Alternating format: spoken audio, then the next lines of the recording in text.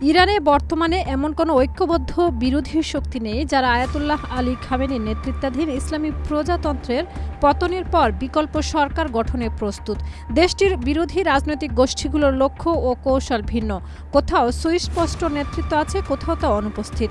ফলে সহিংস বিক্ষোভ বা মার্কিন হস্তক্ষেপে যদি ইসলামী প্রজাতন্ত্রের পতন ঘটে, তাহলে ইরান গভীর রাজনৈতিক ও রাষ্ট্রীয় সংকটে পড়তে পারে বলে আশঙ্কা করেছেন বিশ্লেষকরা।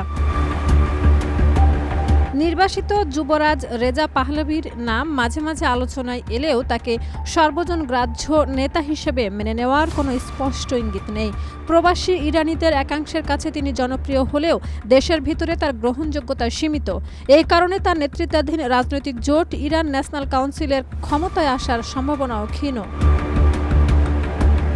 অর্থনৈতিক সংকট, লাগাম ছাড়া মূল্যস্ফীতি ও জীবনযাত্রার ব্যয় বৃদ্ধির প্রতিবাদে গত 28 ডিসেম্বর ইরানে বিক্ষোভ শুরু হয়। দ্রুত এটি রূপ নেয় খামেনিতন্ত্র উৎখাতের আন্দোলনে, যা 1979 সালের ইসলামী বিপ্লবের পর শাসন ব্যবস্থার সবচেয়ে বড় চ্যালেঞ্জ হিসেবে ধরা হচ্ছে।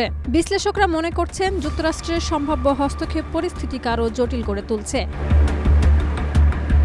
এই আন্দোলনের বিশেষত্ব হলো কোনো একক নেতা বা কেন্দ্রীয় নেতা নেই। বিক্ষোভকারীরা নেটওয়ার্ক ভিত্তিক বিকেন্দ্রীকৃত সংগঠনের মাধ্যমে আন্দোলন চালাচ্ছে।